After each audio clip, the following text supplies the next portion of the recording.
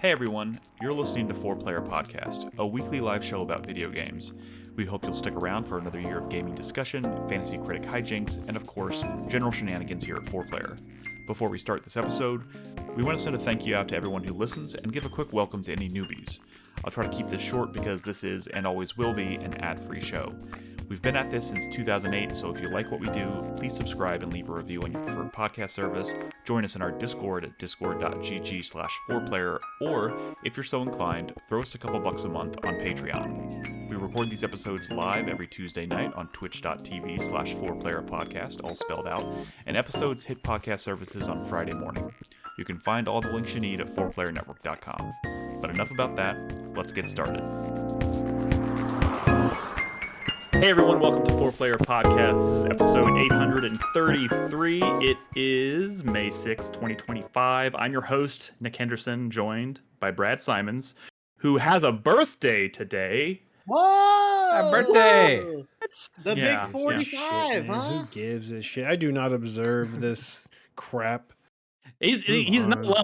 I said happy birthday to Brad this morning, and he just ghosted. I went to work, normal work day. When's your AARP card get in the mail? I find it obnoxious.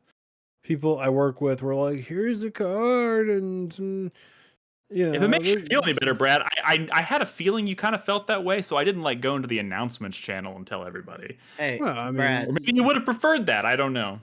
Brad, I don't observe worry. most holidays. One day before you know it, no more birthdays forever. That's what I That's can't wait for that day, fucking dude. Can't wait for that day. God, this just took a really unexpected dark turn. All right, Crispy's here. Hello, Crispy. That's life, Nick. That's life. life. That's what makes life beautiful. We're all worm food and waiting. We're all waiting to return to the dust. I'm starting to think this is maybe where my anxiety actually comes from. From your realist, pragmatist friends? Yeah, maybe a little bit. And Chris Davis. Hello, Chris Davis. You have any morbid observations to make?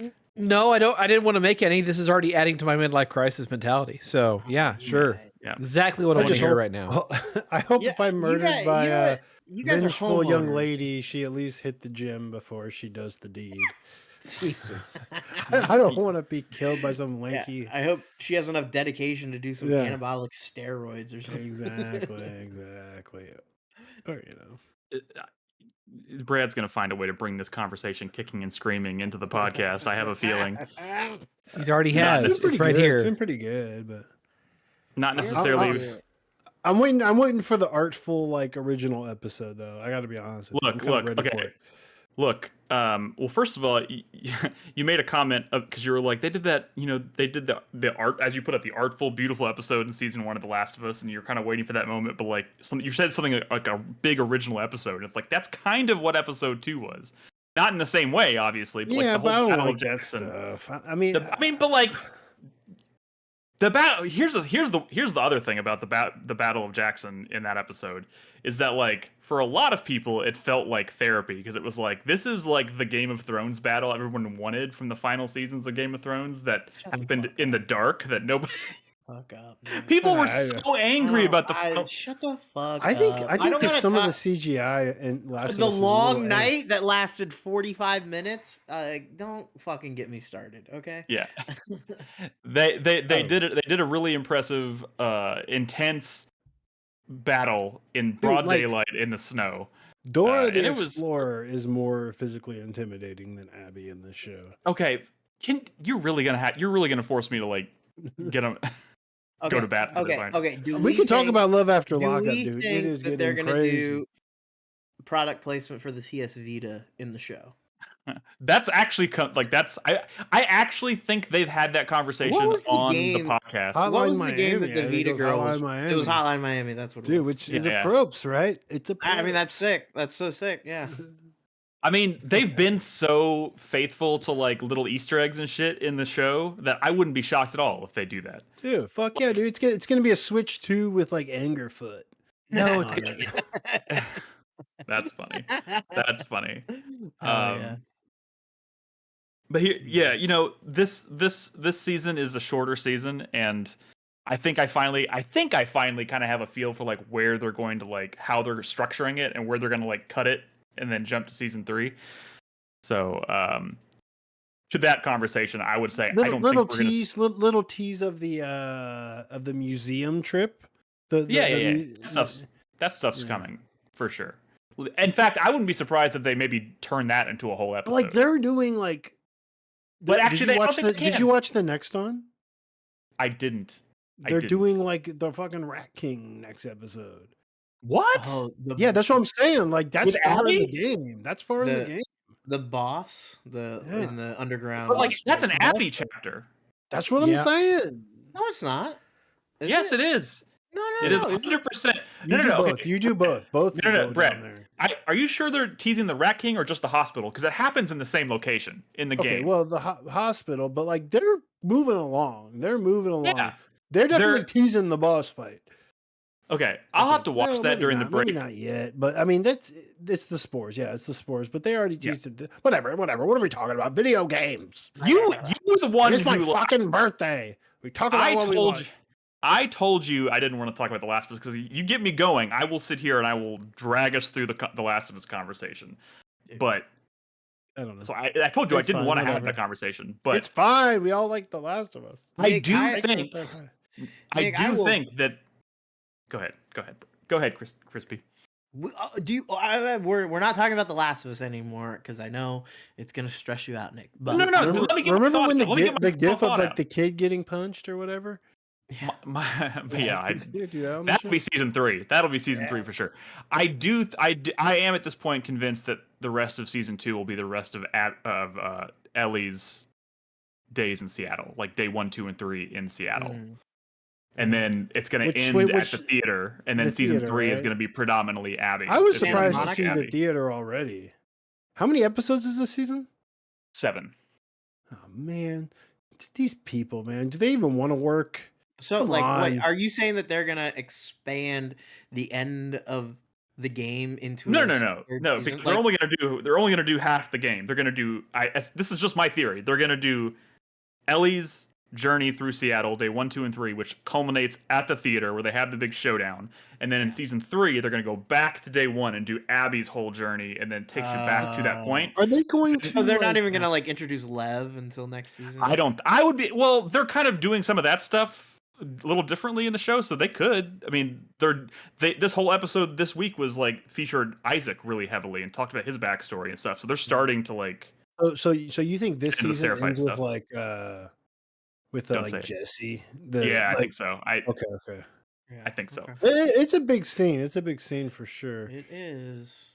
Yep. The aquarium. When we get to the aquarium. Dude, there's so much stuff that happens in Abby's side of the game that I'm so excited that I'm sad because I don't think any of it's going to be in this season. I remember mostly Ellie's stuff from that game. That's funny because I remember mostly Abby's stuff. I reinstalled the game the other day because I am considering doing another playthrough, but I don't have time for that because you know what? I was sick this weekend. I literally my weekend got sniped. I got sick on Saturday and Sunday, and then was back to normal. Like I was like sick to the point where like I didn't even feel well enough to play video games. Like just couldn't do it. It was bedridden all weekend, and then I felt great on Monday. Back to work. I can't. I can't sympathize with those little colds. I took a COVID test, if that tells you anything, because I was concerned for a hot second that this might be COVID. And then I was back to fucking normal on Monday. So I lost a weekend. I didn't play any Clair Obscura this weekend because I didn't. Dude, just tank that shit, dude. I take my kid to the park when I'm on my deathbed, okay? Because fucking life goes on. Just tank it. When you have kids, you probably get used to just like pushing through it. You have to, because otherwise you're just not going to exist. You're just going to cease to exist. Nobody wants to live like a parent, Brad. Dude, but I'm telling you, like it's mental. You just don't let it fucking slow you down. Yeah, you don't let it slow you down. I'm gonna let it slow me down all day. I'm gonna let it fuck me up because that's exactly what happened. But anyways, guys, welcome to the show. We're gonna talk about a few games tonight, but I think it's gonna be a pretty maybe a heavier news show because there's been some shit happening this week, including the Rockstar dropped a new trailer for Grand Theft Auto 6, so we'll talk about that a little bit. And of The course, delay of Grand Theft Auto 6. We'll talk the about that a little delay bit. of Grand Theft Auto 6, which man, talk about luck, crispy. It was more Or like skill. I'm sorry, pure skill. instincts. It was instinct, Yeah. pure instinct. Shut the fuck up, Crispy. Um, Shut the and fuck up. maybe on a sadder note, we'll talk about the sudden and harsh culling of games media that happened this week. Yeah. Just in time for one of the biggest game launches of ever. R.I.P. Giant Bomb. 35 million views on the GTA 6 trailer, and nobody to write about it. Nobody to, people probably chomping at the fucking bit to read and take in as much GTA 6 coverage as you can possibly get. But there's not a lot of people left to write about it or talk about it or whatever. So that's fucking champing at the bit. Champing at the bit. So yeah, we'll talk about all that stuff tonight. But and Goaty Watch. Brad's gonna talk about StarVaders. Which it is Brad's birthday, so I'm gonna go one step further than letting Brad talk about his game first. I'm gonna say, Brad, for the rest of the show, you're in control, baby. Oh no! That's not a birthday gift to me. I don't want that. Out of my hands. I don't want that. Take it away, Brad. Hosting duties are yours. What are we even talking about this week? You said a bunch of bullshit. What games? What games are on the lineup? StarVaders, and what else? Crispy, you were going to talk about something? I was planning on talking about Warframe because I played 50 hours of that since last week. I tried to record footage, but I failed, and I didn't give myself enough time. How you failed? I 20 minutes before the show started, I got on, recorded 20 minutes of footage, and then when I checked it back, it was just recording my Steam library for 20 minutes. So, Crispy, I just want you to know that not only, okay, so Austin Walker's the GOAT. And I've tried to recommend you some Austin Walker podcasts in the past because I know he does a Star Wars podcast that you probably like. He just started a new video game podcast. And you know what the big topic was in episode 1? Fucking Warframe. It was? Yeah. Dude, I don't know. I mean, do you want me to talk about it? All he talks about is Gundam and Star Wars. Hey, and dude, I follow the guy because I know. He's he's on my page. Noise in chat says it was actually Soulframe that they were talking about. And they talked about Warframe. Yeah, that's what got me interested in checking out Warframe. Was looking at Warframe and being like, I don't want to play this. And then them being like, oh, well, we're making another game called Soulframe, which is a fantasy game that looks sick, and being you're like, take my money. Sick. And then I was like, okay, fine, I'll try Warframe just to see what it's like. And you know what? It's kind of sick. It's kind of cool. It's like Destiny, but it's like Destiny, but if you were playing Diablo, except it was a cool third-person character action game with robust third-person shooting. It's almost like playing, I don't know, Bayonetta Diablo. It's kind of weird. Like Remnant. Yeah. It's weird and fun, and nothing else I've ever played really plays like it. But there's also some just real fucking obtuse systems going on there. You have good stuff, you mean? Yeah, I mean, it's they designed the game to be played for 5,000 hours. So to get a new character, a new Warframe, you have to farm 4 or 5 different blueprints, and then you have to construct each of those blueprints, and each one takes literally 12 hours to make. And then once you have all of them, you can construct the new character, and the character, most of the characters, once you have the components, still take 3.5 days to complete. You just have to start a timer and then come back in 72 hours, and you'll have your new character. You had me at blueprints because they want you to spend money to speed it up, like it's a fucking mobile game or something. It's so wild. But also, the more I'm playing it and getting into the story, the more I'm enjoying it and being I didn't realize that this was as cool as it is.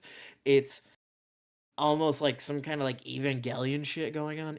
What? It's so cool. It's What? so weird. This is It's gonna sound fucked up. really. This is just gonna go to show you like how disconnected I am and I out of the Yeah. loop I am from this. But like, am I thinking of the right thing? Is Warframe somehow related? Is it the same studio that made Dark Sector? Is that the Yes. same? Am I thinking? Yeah, Okay. Digital Okay. Extreme. Yeah. Okay. Got. Yeah. Oh, So like that's the so made. movement tech is what's like really cool about this game.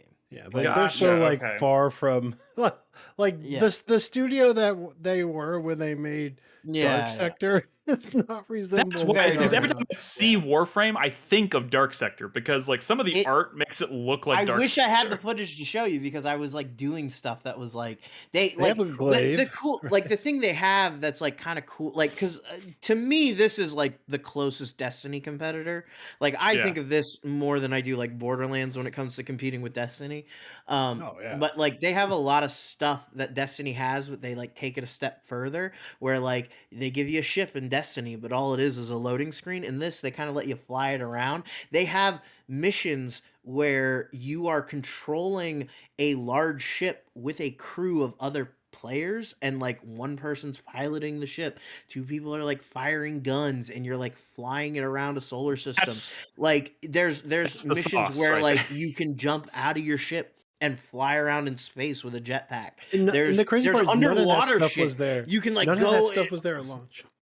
yeah, none of it was there at launch. There wasn't even like open world segments. Now they have like open world maps where you can go. They give you like hoverboards, they give you jetpacks, they give you vehicles, they give you all this crazy shit. But then they also have like just the random like sprawling Diablo style maps, which are like the bulk of the game. It's so weird how much cool stuff is just like in this game, and I never hear people talk about it because Yeah, it is it kind is of obtuse unexpected. and arcane. Like It is it's unexpected. It's from the it's from the studio that brought you Dark Sector and The Darkness too. Like, Yeah, what yeah. the fuck? But like the gunplay, the action stuff, all of that, it's great. It's sick. It's really cool.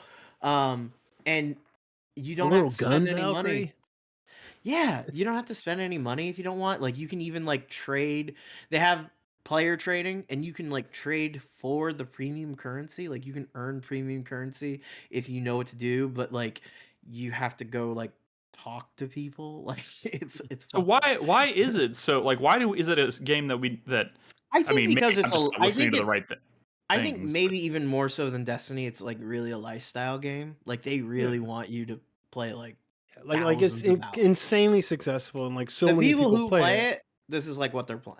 You know, Yeah, like exactly. They don't have time to talk about video games. They're too busy playing No, Warframe. but Yeah, that's it. It's like the people who play like That's fucking correct. Tarkov or whatever, right? Yeah. Like huge community. We're just not. The Venn took a minute- diagram does not overlap with them. yeah. I mean, it's like playing Eve Online or something. It's like Gotcha. like it took me a minute to like really kind of get it and have it click. And there's so much depth to it that I haven't seen yet, and so much more I don't understand. Like I'm like I've started like different missions and different like campaigns where they're like make a new character. This is a new story, and like we've added a new character that you have to play as, or like all kinds of crazy. I don't know. Path of It's- Exile, I would say, is like one of these where it's like so obtuse and like so yeah, many systems. yeah. This feels like it's in that like ecosystem, you know. But it's sick, and I don't know if anyone plays Warframe and There's people in our chat that are talking a little bit about it. I wants to wouldn't. Warframe. There's got to be some folks in our I Discord. was like, I'm not gonna play think it. about Destiny until I see what the new stuff is, which came out today. I'm just gonna play Warframe for a week, and then I did that. I mean, Europeans know about it, I'm sure. Yeah, every time I look up videos, it's like either a European or like an Indian guy like talking about it. Like I don't think Fascinating. I don't yeah, I think it's more of an international thing. China, maybe. Yeah. But yeah, I don't know. We don't have to take up all this time. It's just interesting. It's just You should try bring footage someday because I would be curious to see like some of these yeah. components. Maybe mean, once I yeah. get yeah, Nick. I mean, I'm not saying I'm gonna play it. I'm just saying like I'm not gonna do the thing that Brett likes to make fun of me for. You want to take a look over the fence. I get it. Yeah. Like I want to look over the fence, right? I just want to He's see. more interested in Warframe than he will be. Just watch his eyes glaze over when I mean, start talking believe about believe it or not, I do have a genuine interest in the video game industry. And what's happening. I know. You know what? I think maybe like because Soulframe looks like it's gonna be a thing. You know, maybe when we get a little closer to that, we can come back and talk about this. Okay. Sounds good. Brad, don't forget the ship is you're flying this ship. Man, I don't even know. I didn't even read the. I don't care. What? I don't care. Chris Davis wants to talk more about Expedition 33. Is this? What were you gonna say? You didn't read the show notes that y'all don't update anymore, that we haven't updated in like 18 months? Yeah, no one reads those. I'm saying like I don't even remember what people typed in Discord as what they were going to talk about. There wasn't much. There wasn't much. Weren't much. You would know that if you had not ghosted me after I said happy birthday this morning. No, you motherfucker. My shit was like 1 inch above your question all day long. I'm in StarVaders. Yes. You don't. If you don't know what that means, I know what it means. I know what it means. Anyways, but that was it. That was it for the longest time. You were subtweeting Crispy. I know. That was literally the conversation in Discord until I put a GIF that said Bueller. That's literally all I had all day. I'm in, and I'm going to talk about StarVaders. Speaking of which, hey, I heard that game's pretty good. I played like 20 hours of StarVaders already. Yeah. The thing is, I sat down to record footage tonight, and you recorded your Steam library. Well, no. I was in the middle of the true final boss of the game, which is like a 3-fight final boss. And I'm on the first part, and I'm doing a lot of like thinking because I don't want to fuck it up, and I can't end the run because I haven't beaten the final boss yet. Like not the true final boss. I've beaten runs, but it's I was fighting the heart. The engine running? Is that what's? No. Well, so I turned it off and I decided to record footage of the demo because I couldn't show. It's like if you're familiar with Slay the Spire, it has a very similar 3-act structure, but if you like take things that make your run a lot harder, especially in this game, you can unlock Act 4, which is just like the final fight. So I was the equivalent of me fighting the heart on the hardest difficulty, and I just couldn't rush it, right? Because I haven't won yet, and I really wanted to win, so I just turned it off. And this is footage of me playing the demo, which is just StarVaders. Anyways, in short, StarVaders is like Space Invaders. Aliens coming down from the top of the screen to the bottom of the screen, and you're trying to stop them. I get the reference. Except it's Slay the Spire meets Into the Breach. So it's very similar to like the deck building of like a Slay the Spire, but with the like a grid-based tactics of like an Into the Breach, where you're going to see the enemy's going to move down. Like the everything that the enemy's going to do is very like intentional. Okay. Like everything that's going to happen in the next turn, and it's about kind of like mitigation. But because it's like a Space Invaders inspired thing, because it's a Space Invaders style thing, it's like a lot of enemies coming down. So it's about like taking out a lot of enemies in a single turn and trying to stop like them. Because if they get low enough, if they get to the bottom, it's like a 10 by 5 grid, like a vertical. Yeah. And if they get to the bottom 3 rows, the enemies get to the bottom 3 rows, they start channeling Doom, and your run is over if they've channeled 5 Doom, and that's across the entire run. So it's you're trying to like mitigate and find ways to like reduce that Doom from like battle to battle. And like in between battles, it's very, Slay the Spire, where you're choosing like a card, or you're going to upgrade a card, or you're going to go to a shop, or you're going to, and you're kind of like choosing between like harder fights with better rewards versus like, maybe easier fights with like less good, interesting rewards, maybe like a card reward instead of an upgrade or a relic, right? I might speak about this game very much like Slay the Spire, because Slay the Spire, I don't know if you know this, but it's still the touchstone for like most people who know and play Slay the Spire consider it's just one of the best video games made, period, right? Like it's there's few indie games that have the amount of respect that Slay the Spire does. You have like Stardew Valley, Hollow Knight, Celeste, and Slay the Spire. You know, like Disco Elysium, It's a goat. Outer Wilds. Like I'm saying, it's a goat, and there's nobody like denies it. Like everyone, it's one of those things where like, yeah, this is the one. I can right? talk to the weirdos and Fantasy Critic who have these weird opinions about Silk Go Song. on there, dude. find like a Slay the Spire naysayer, and there's been like a ton of like it sort of kickstarted, you know, like the roguelike deck builder wave, and there's been a lot of good roguelike deck builders since then. Some have been really great, but like none of them can compete, you know, like with Hollow Knight, right? It's like the king is still the king, right? And that is true even now, even though StarVaders is very good. And it's not just Slay the Spire. Like I said, it's very Into the Breach, which is honestly kind of in the conversation. Like FTL and Into the Breach, the subset games is also like indie royalty. Like the next game that when they announce a new game, like that is a first round pickup for Fantasy Critic, right? Like they are now indie royalty. You know, they have. I've been saying this with like for Silk Song. For Silk Song, it's been a long time since Hollow Knight came out, but when critics review Silk Song, what? Earthblade. Never forget that I picked up Earthblade, and then it was canceled like a week later. It was a smart pickup, but yeah, I mean, that was tragic. Sure, I'm just saying, the indie royalty thing is not always a guarantee. Well, that was a curveball that no one saw coming. Well, I saw it coming a little bit, but you know, I did counter it. But yeah, whatever. When Silk Song comes out, and critics will not remember when Return of the King won all of the Oscars. They were not just awarding Return of the King; they were awarding all of the Lord of the Rings, right? Yes. Or like when Marty won for The Departed, you know, it was a lifetime achievement award, it was right? Actually, for Goodfellas, like so when Silk Song comes out, the critics will be reviewing Hollow Knight and Silk Song with that score.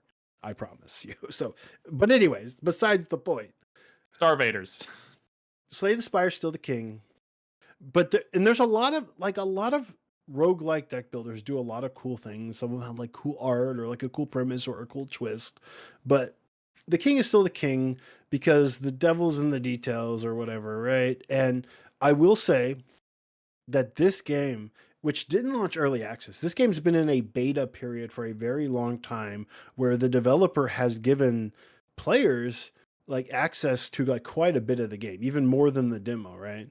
And people have been playing it for like a couple of years now in some form. And so they have treated this period as kind of like their early access. So when this game launched in 1.0 last week, it was very much a like finished product and a very polished one. And when I say like it's a very polished game, StarVaders has like,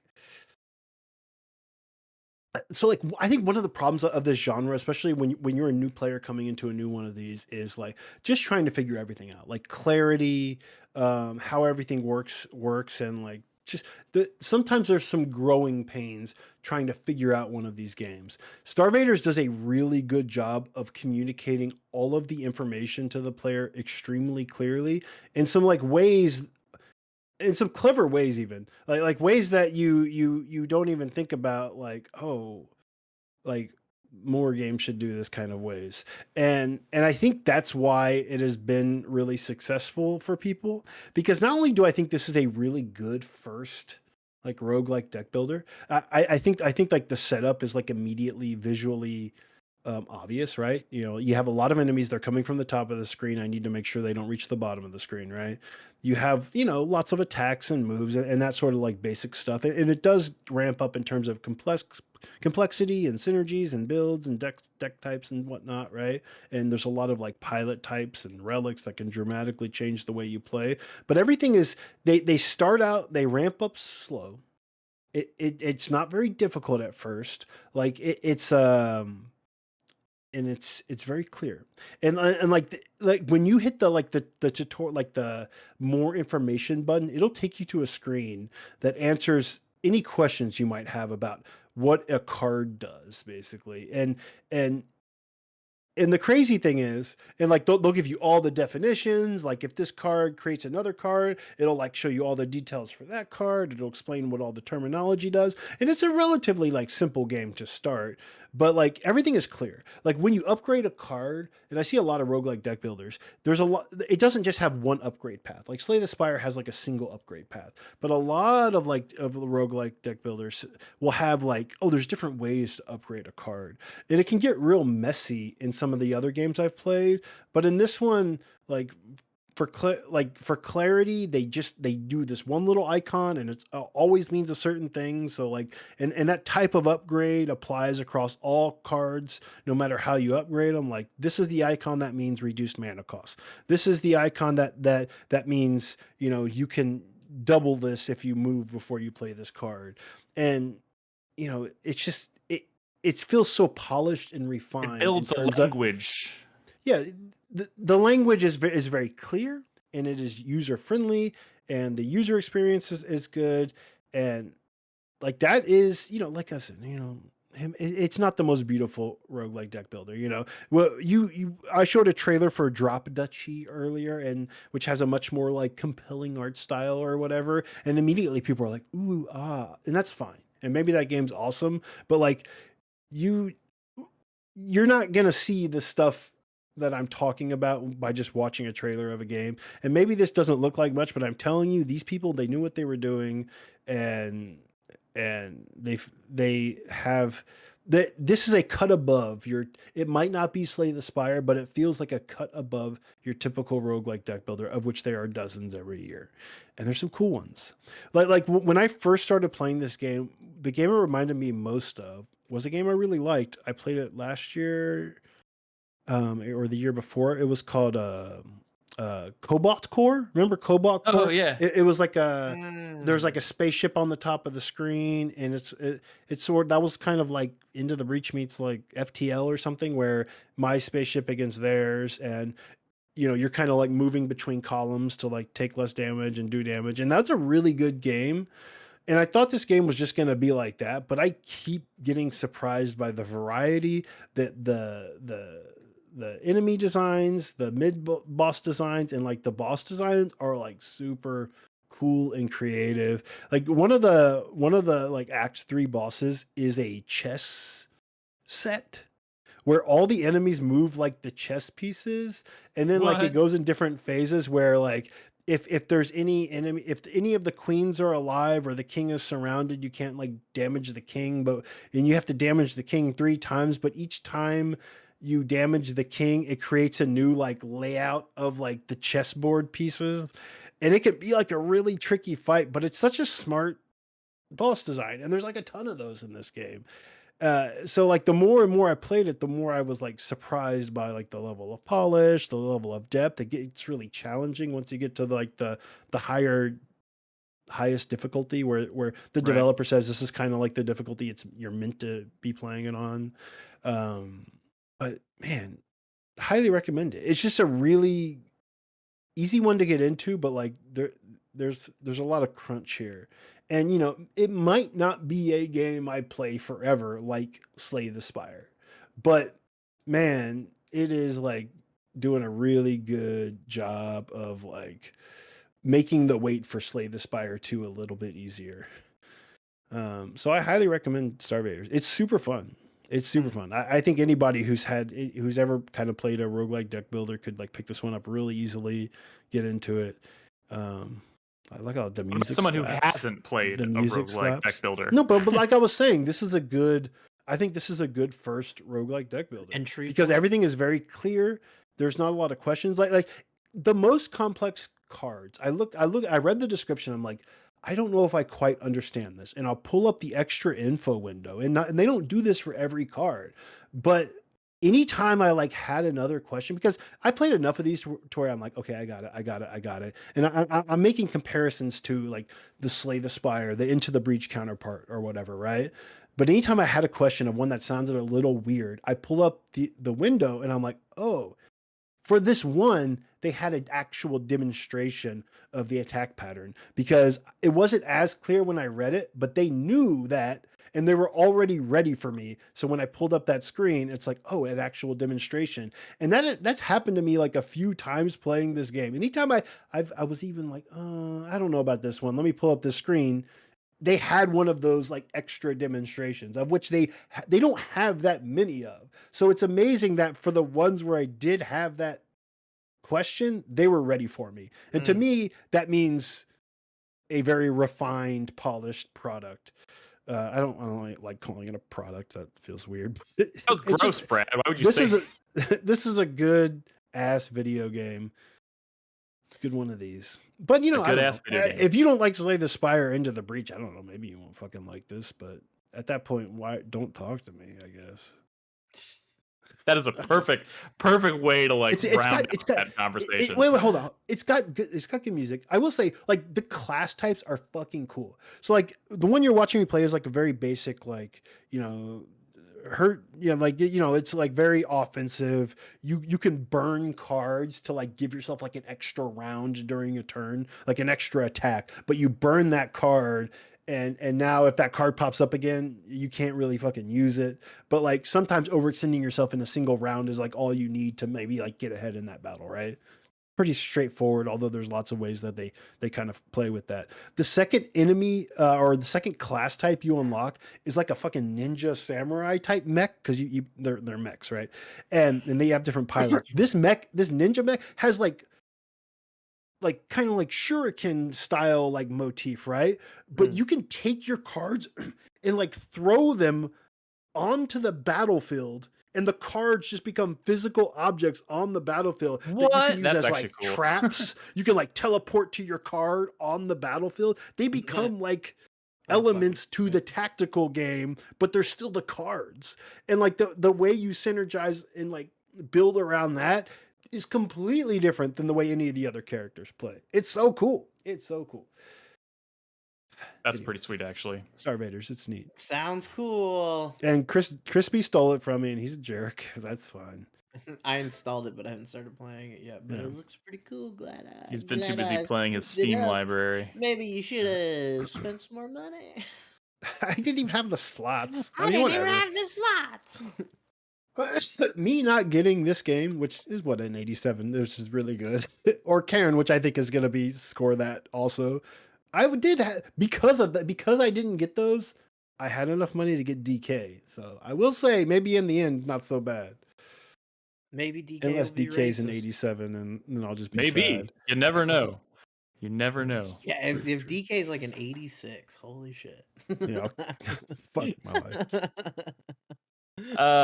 Okay, you know, why don't we try to let's get any impression like game talk like out of our system in this first segment, I know right? this video game stuff. No, because we're gonna this stuff. There's other stuff to talk about. We can push to the second segment. Okay. So no impressions yet because we'll talk about it next week. But I did want to mention that I started playing Skin Deep because we were talking about that. Which looks sick as hell. It's so good. So far, I've only played like an hour. I've played about as much as the demo, which we already talked about, but still incredibly charming game. Wonderful game. Highly recommend.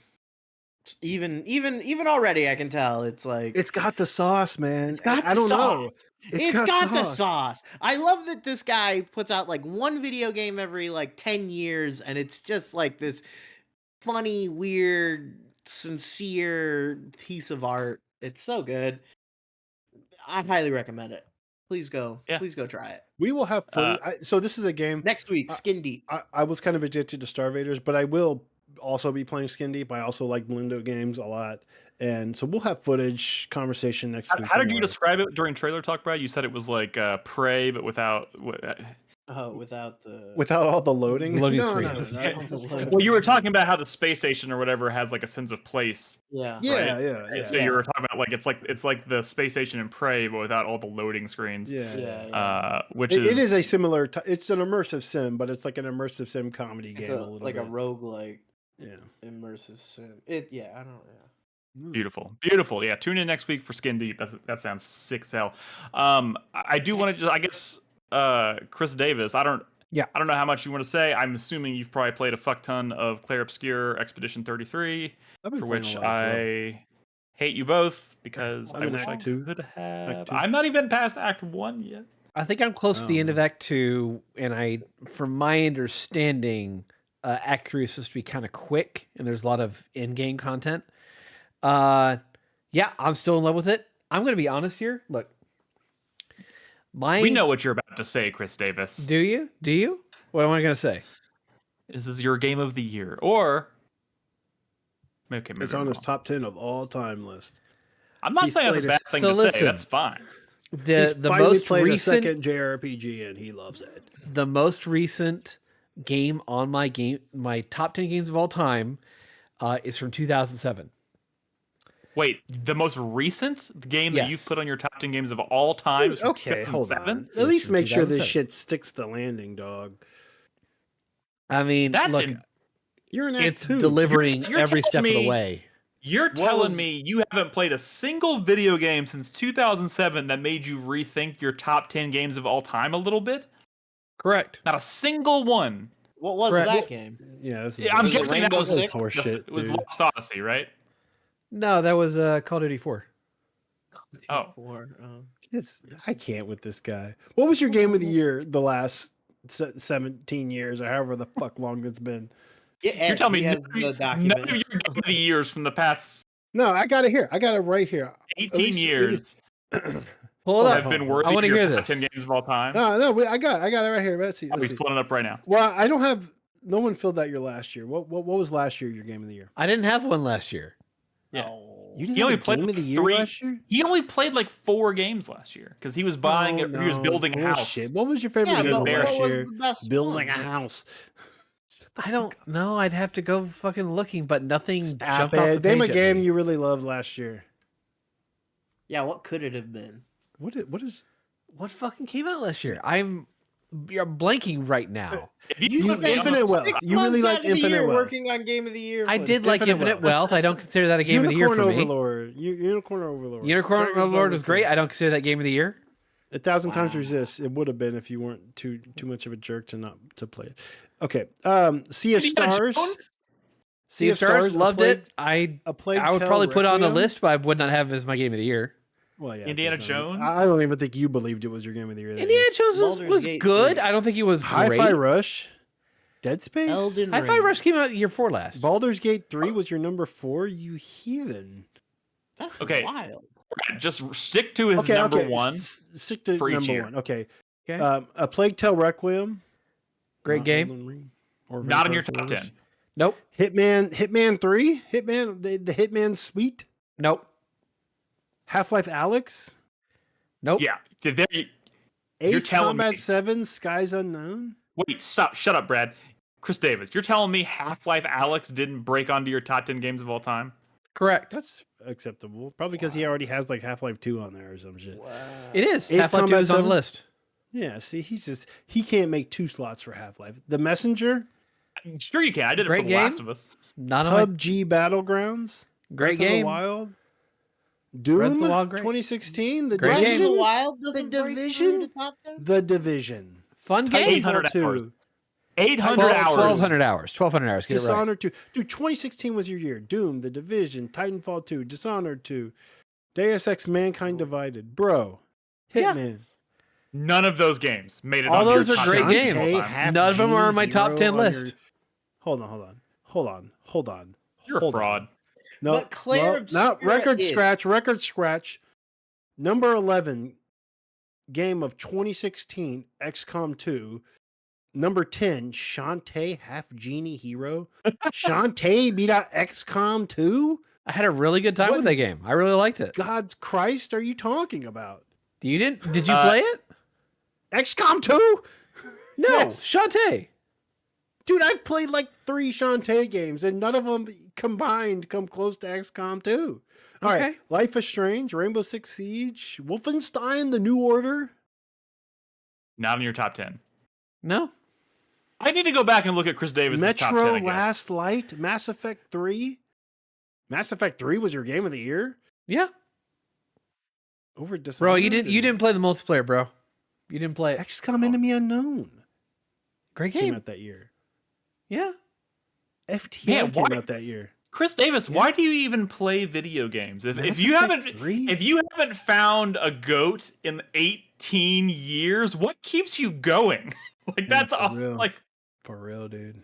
Well, I'm being sincere when I asked that. Okay. So you're saying back to the topic at hand. You're saying this unfinished JRPG you're playing, or no? I'm sorry, it's a JRPG.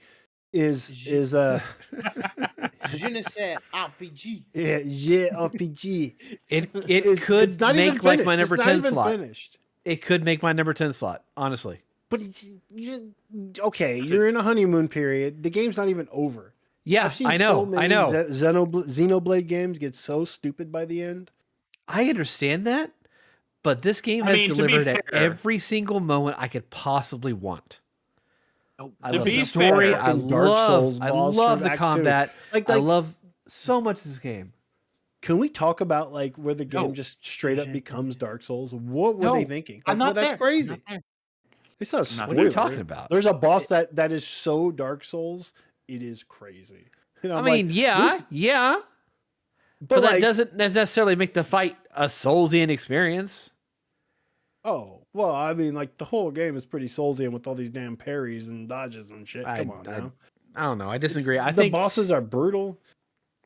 I think the closest comparison. It's not a bad thing. I'm just saying there was a moment where they just decided to like completely channel Dark Souls, and I was kind of there for it. Even the music was very Dark Souls, and I'm like, yo, this shit kind of slaps. The game is good. But this is a story boy, a lore boy. He needs to wait till the story's over before he puts it anywhere near any list. To be fair, it is still the highest rated game of the year on OpenCritic. There are games where I haven't really loving to hating because of a story moment. That's true, but I haven't really seen anybody say that it like fumbles the landing. I'm just saying, like, let's not jump the gun here. Finish. You're right. But to his credit, I do think that most of the reviews that got it where it is stand behind it, saying that it's kind of a complete package. What if the end of the game is like a nuke goes off and kills all your friends? You know. All of a sudden it ain't top 10 material. Suddenly, it would have to be an incredibly bad, wet fart of an ending for me to. I've seen Xenoblade games really shit the bed by the end. I thought any JRPG, not just Xenoblade. I don't know why I'm picking on Xenoblade, but I've seen a lot of JRPGs drop the ball by the end. Look, I fought a boss the other day. Okay, you're about to spoil something for me. I'm not going to spoil it. But I think it might have been one of my favorite boss fights of all time. Period. Like it was. Okay. The music was incredible. The experience was incredible. It had twists on it and stuff going on. It was so fucking good. And they keep random Dark Souls boss, or did it have like emotional stakes as well? Yes, it had emotional stakes too. I feel like most things in this game have emotional stakes. But anyways, well, you don't even know yet, Mister. I'm not even at the end of Act 1. Dude. I'm so. I had so much intention this weekend to like make, because I wanted to finish this game before Doom hits. I don't think it's gonna happen now. Yeah, you can do it. What does Doom have to do with this game? Are you even a Doom guy? It has everything to do with how I prioritize games, and we've had this conversation 1,000 times. Let's not get into it now. You have 9 days before it comes out. You have plenty of time. Yeah. This is a 30-hour RPG. But you care more about this than Doom, right? It just means I'm not. All I'm saying is, if I don't finish this before Doom comes out, I'm not playing Doom at launch. And I wanted to play Doom at launch. Who cares? It's on Game Pass. You don't even have to buy it. Guys, I need a vibe check though. Do you think I would enjoy? I do. I do think. I honestly would recommend this to any video gamer. Yes. What? You would? I think absolutely you'd like it. I honestly think it's good enough to like recommend to just people who play video games. I forgot who it was. I saw somebody in games. I saw somebody who I follow who's in games media this week. I can't remember who it was. I apologize. Who said something along the lines of, he doesn't think he's like, I don't know if it's possible to actually have to go in playing this game blind. And I was like, I don't think that's true, because even though I watched the trailer, I certainly had no fucking clue what this game was. And I started playing it, and that entire introductory chapter or prologue or whatever you want to call it, like sequence that kind of leads you into the game's concept. I was blind to it. I had no fucking clue what was going on, and it was one of the most it was kind of one of the most amazing like story introductions I've had in a long time. Like it hooked me so quickly and pulled you in so quickly. Kind of like goes. But I will say, Nick, I'm looking at your list, man. 2016, you had Doom at number 10, and we all know what number 10 means to you. Wait, no, you seem to know what number 10 You had means. it behind Quantum Break, okay? Quantum Break, dude. But I'm a Remedy bitch, okay? Of course it was behind Quantum Break. To me, Remedy is to me what Doom is to Chris Davis, okay? Did you even play Doom Eternal? Wait, what? No, I agree with you, which I was why I'm saying, like, who cares about Doom? I mean, you'll play it when you play it, but like Expedition 33, like for you at least, should be dancing all over Doom. Dude, that's what I'm saying. You're not listening to me. It means if I don't finish Clair Obscure before Doom comes out, I'm just gonna keep going with Clair Obscure. That's all I'm saying. Yeah, and I was hoping to finish it so I could not waste any time. I'm also thinking with the fact that like I'm looking at like my track record of like how quickly I historically speaking have played through games, and like a lot of times by this point in the year I have enough games to fill a top 10 list. I am not having that kind of year. Yeah, I'm having a Chris Davis 2024 year right now. Nick, you are filling a top 10 list. Your top 10 all-time list. You're not this fleeting right bullshit. Nick. Number 10 of 2016. I barely even care about it kind of list. What? Like you're playing goats. Do you have all of our lists right there? I do. Yeah. What do you want to know, Crispy? 2016. What was my number 10? In 2016, your number 10 was Hyperlight Drifter. Hyperlight Drifter. Yeah. Okay. Your number 1 was Overwatch. It was Overwatch. Yeah, of course. 2016 Overwatch. Yeah. Darkest Legend, Let It Die, Inside, Quadrilateral Cowboy at number 5. Dude, that was a sick year. Holy shit. Pony Island, Firewatch, Super Hot. This is a man who plays good video games. Unlike this Nicholas list. Read my list of 2016, please. I'm going to regret asking this. But... You had Mirror's Edge Catalyst at number 2. Dude, that game is so fucking sick. I hate everybody. No one can disagree with you because you were the only one who played it. Mirror's Edge Catalyst is one of the best sequels. It is so fucking good, and I hate everybody in the world who is like, "Oh my god, make a sequel to Mirror's Edge," and nobody turned up. Here's Nick's. Doom, Quantum Break, Far Cry Primal, Inside, The Last Guardian, Dishonored 2, Dark Souls 3, Uncharted 4, Mirror's Edge Catalyst, and The Witness at number 1. Fuck yes, that was a fucking amazing year. That's pretty good. Also, what is number 12? Here They Lie. I'm pretty sure you made that up. Here They Lie. Dude, that was that VR game we played on like during the Halloween stream where we were playing. Here They Lie. I don't weird one. What I remember from the Halloween stream was that Until Dawn. Like, was that the one? Yeah. The one that was like all psychedelic and it had the lady in the yellow dress that you keep seeing. Like, That's the one. That was a weird one. Wasn't that the one where it was the clip where like the monster was following you and it looked like it was beaten off? Like, I think that might have been the one. My top 10 list starting with number 10, Recore. I'm a Recore girly. I mean, you hated Recore, huh? Me? No. He was positive on it, but he limited some things. I love how this podcast has devolved into us yelling at each other about our top 10 lists. Go ahead.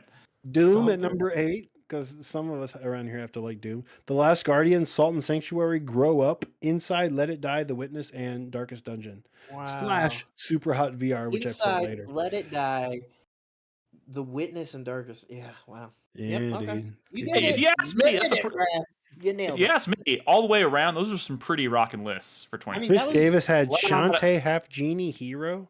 A lot of good stuff. Firewatch, why don't you read Mankind Divided, Uncharted 4, Dishonored 2, Cyberpunk, Bartender Action, Valhalla, You put the whole Titanfall 2, The Division, and Doom. 2016 was a good year. A good year. He was sick, yeah. And don't disparage Valhalla. That game is That incredible. was the year I stopped working at GameStop. That was a really good year. That was a great. You know what Carlos's number 10 was? Harambe versus Capcom. Oh my god. Okay, George's top 10. Remember George? Of course, I remember Yeah, what happened to George. He pops in every once in a while. George the Sophisticate. He had a very. I have Zach's top 10 of 2013. Who the fuck is Zach? You don't remember Zach? Okay. Zach first of all, guys. Kidding. I'm just kidding. I guess first of all, Chris Davis. Is there anything else you want to say about Clair Obscure right now before we take a break? I mean, it's so hard to talk about this game without going into spoilers, but like So that's the end of the conversation. Yeah. I fought a boss today that kind of blew my fucking mind when I figured out actually how to kill him. Like it's completely antithetical to how the game is designed to be played. Okay, well, I can talk a little bit about it without spoiling. I will say, like, as you get into Act 2, you kind of finally get out into the open world with a vehicle of sorts. You'll see. I have that. You have a vehicle? I mean, it's not really a vehicle.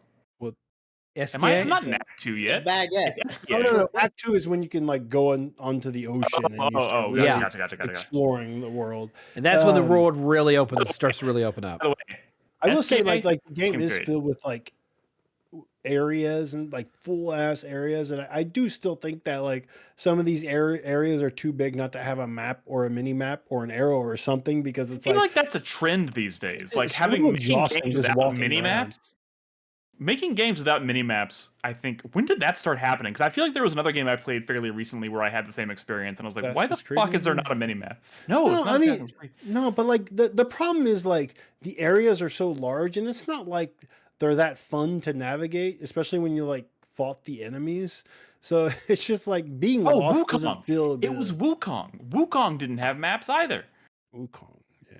Which was a pain in the ass because I was trying to like explore like every inch of that world and like find secrets. There's lots of stuff to find, and doing that without a fucking map was harder than it needed to be. Do you remember? Speaking of 2017, do you remember the really embarrassing shit where like the community didn't have Hollow Knight on their top 10, and I had to like replace PUBG with Hollow Knight, and Chris Davis didn't notice? But like at the end of the day, I mean, whatever. Shame on Chris Davis, but really, at the end of the day, shame on the community for shame on me. Fuck you, Brad. You're the one that manipulated the system. Fuck you. Let me finish, dog. Shame on the community for not actually having Hollow Knight on their top 10. Like, what the fuck are they doing? What the fuck? That is pretty shameful. Pretty shameful. Breath of the Wild year. I trusted you, Brad. I mean, it was Breath of the Wild year. I will say that though, that like me and Nolan did have it at number 1, and so did Carlos. It's a shame that like if you look, because I was talking about this in Discord yesterday or whatever, last night, when I was talking about Hollow Knight's Legacy. If you go on that Game of the Year tracking that year, out of 463 sites, only 1 gave it to Hollow Knight. It is crazy because remember, the Legacy built up over time, and it wasn't until it came out on the Switch and time passed that people really started to consider it like this is literally one of the greatest of all time.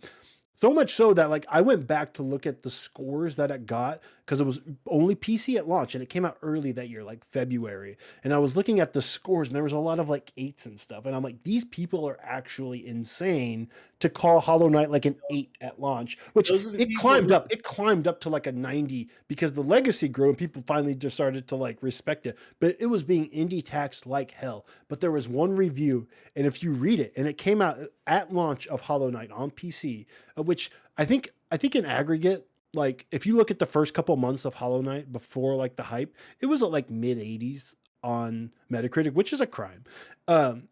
There's a Destructoid review. It was a 100 out of 100. And he said, not only is this the best game of the year, this is one of the best games I've ever played. And they were like it was like at launch when no one even knew what Hollow Knight was. That was a real one. I should find out who actually wrote the review, but I should find out who wrote that and send them flowers. Those people are the ones that are going to no longer agree with their original review and then like have to redeem themselves. Exactly. Silksong. They will be reviewing the legacy of Hollow Knight when they review Silksong. It will be the highest scoring game of the year, especially now that GTA is not coming out. And I that guess I should Mario's a probably myth. spin. I guess I should probably just spin my super drop and get rid of that counter drop or my counter pick for Clair Obscure because basically dude, yes, definitely. No matter how good Hollow Knight does, if I keep Clair Obscure, it's just going to cancel it out. Get rid of Clair Obscure. That actually has double points.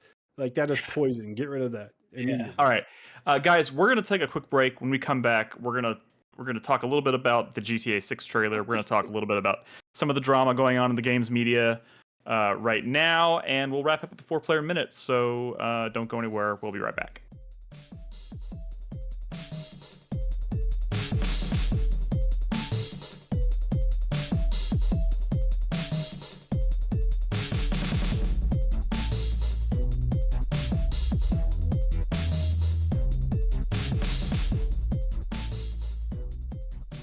Hey everybody, welcome back to the show.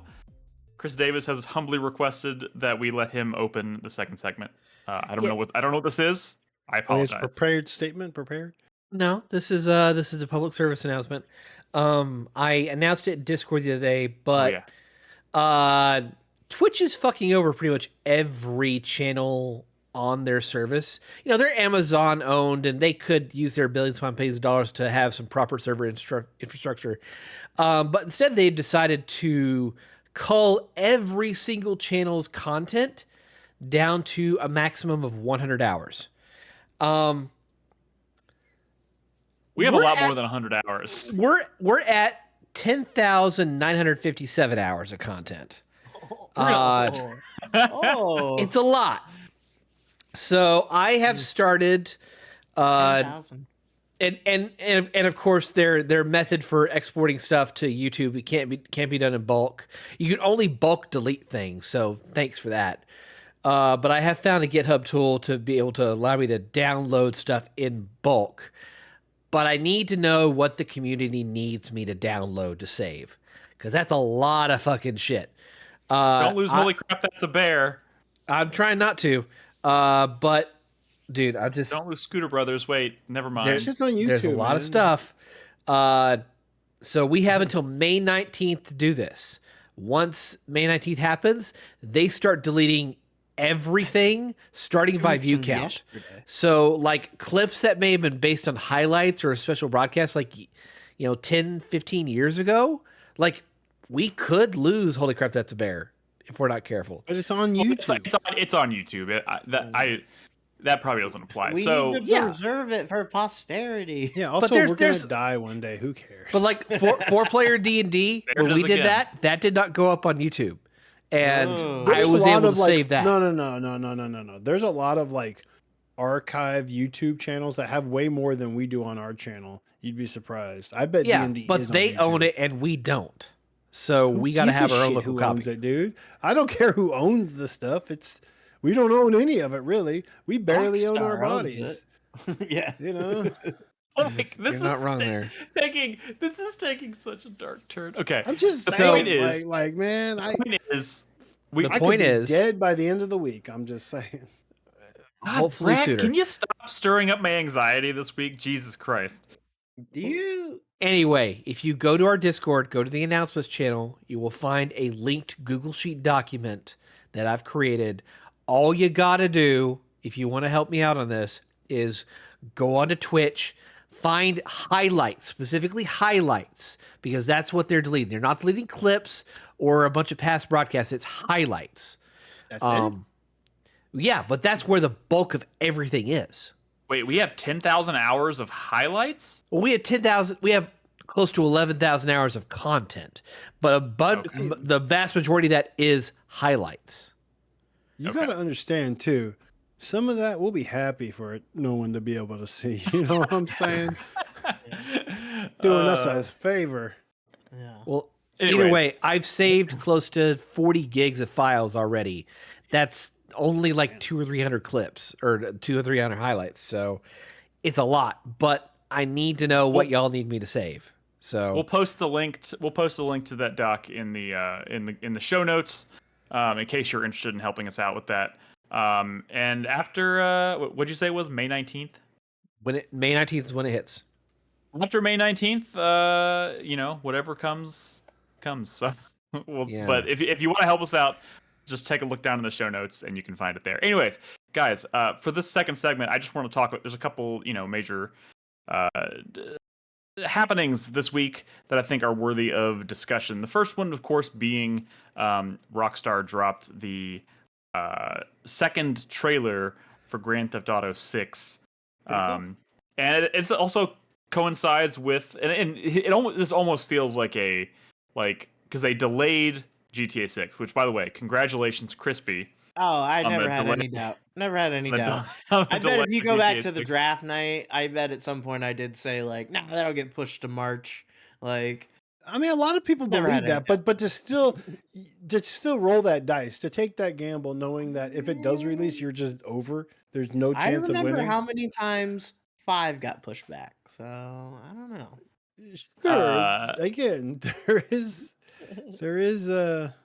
yeah, I know. It's easy to look back and be like, I wasn't worried at all, but okay. Now I have a lot of hindsight to talk over in the Fantasy Critic Discord, and I find it hilarious. We weren't worried. All these people, the shaking the water, drinking.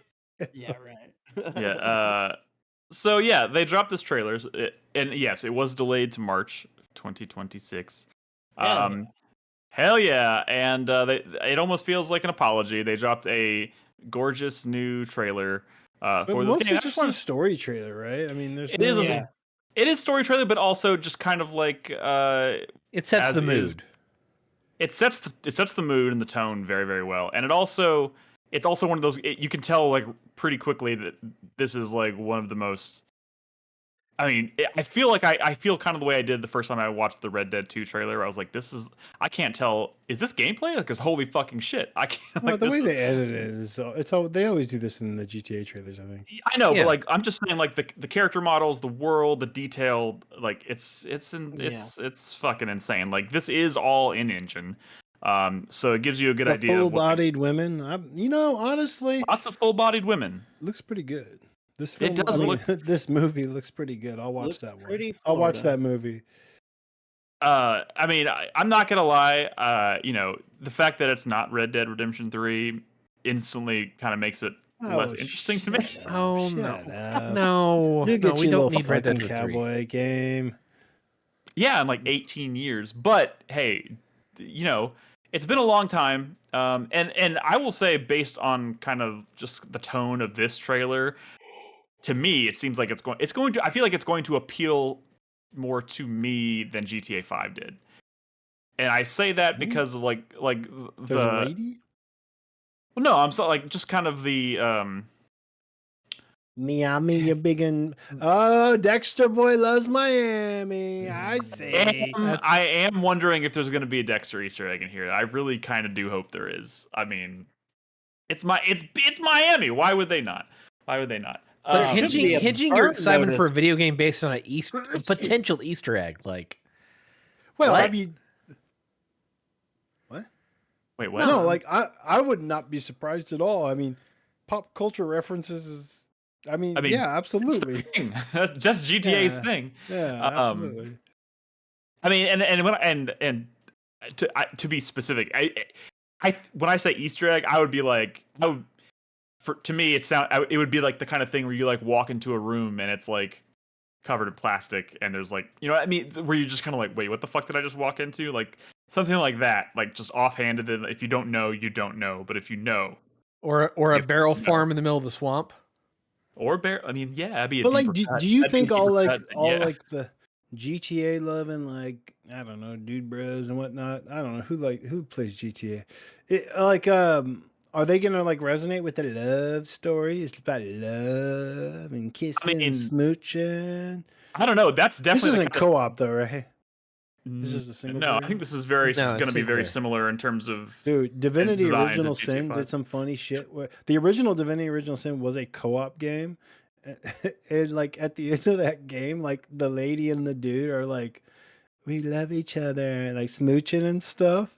And it's funny because a lot of like bros like played that game together, but at the end it's like, I guess we got a kiss now, homie. that would be great if Grand Theft That's Auto the did some best shit part like of that. D&D. I mean, like Yeah, that's dude. getting to kiss your homies. Yeah. How many people do you think, like, of all the people that played GTA Online, how many of them do you think actually like Care about the through the story. single player campaign? I mean, Yeah. it feel is like crazy, right? Like Grand Theft Auto became what it became the second best selling game of all time, or some shit. Not because of the single player game, not at all, right? It blows my mind. Because Like, there are it's a multiplayer service game. This trailer has 35 million hits, and it came out today, or like views, and it came out today. And I can't help but wonder how many of those people watched it because they play GTA Online. That's the bulk of the that But, game like, sold like 250 million That copies. game was on 3 generations now. Like there are people who were kids when it came out who are now like adults with kids who are gonna play this. Like, Yeah, but like the sixth iteration of what GTA Online will be, like that's going to be where Rockstar's really going to put all their money in. Do we think this isn't gonna have online at launch though, right? I mean, I would have to maybe that's imagine why it they will. pushed it back. Yeah, that's probably why they push it back. But also, I mean, like I would say last year, they bought out a company that specifically does role play on servers for GTA and other games. And they've been supposedly using them to facilitate a lot of the design for GTA Online. So we're talking like, remember when? But you also got everyone that GTA speculated Online that is a PC thing, right? This game ain't launching on PC, right? no. Yeah. I mean, there's no mention of it yet. I don't think. But it was a console thing for a really long time too. I mean, Yeah, like I don't. But it think- didn't blow up until PC. I don't think. I don't know. if no, I it entirely absolutely agree 100% with did. that. I think don't there's a think lot girls of like qualify. teenage boys who went and bought a PS4 with GTA and then just like only played the online. Like I don't know. It probably Maybe sold 20 million nowadays- copies in the first year. Yeah, maybe nowadays only PC people are really playing it, but like I think it had its heyday. I think it had a heyday on console, like for sure. I don't know. Yeah, no, Maybe. I agree with you, but 20 million copies is like Yeah, dick it's compared to the 200 incomprehensible. million plus copies they've since sold. I mean, that's me guessing though. Like, let me look up sales numbers real quick. Who cares? You know, I don't know. exploded when Heist came out. Like Yeah, YouTube, You think there's gonna helped. be sex GTA and drugs and guns and I think that's alcohol? all a safe bet there, Smooching. Crispy. Yeah. Yeah, I think- all right. Cool. I would make It's that a bet. Florida game. You should be able to do meth, right? You think there's Like, gonna be any scooters?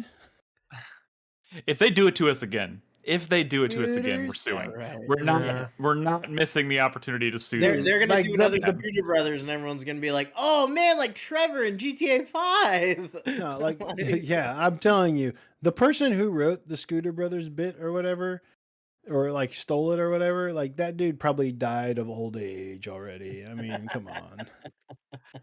Yeah. Jesus. Or he's writing for Mind's Eye, which comes out next month or something.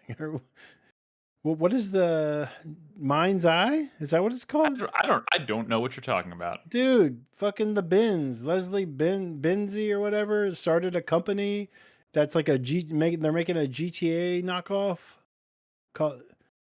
What is wrong with you people? I don't know.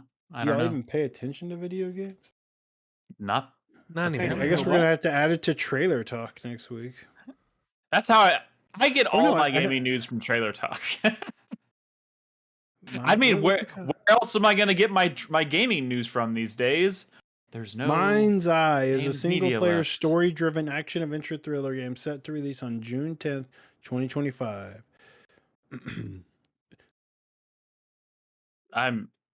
My How's ears it gonna are do for back. Fantasy Critic?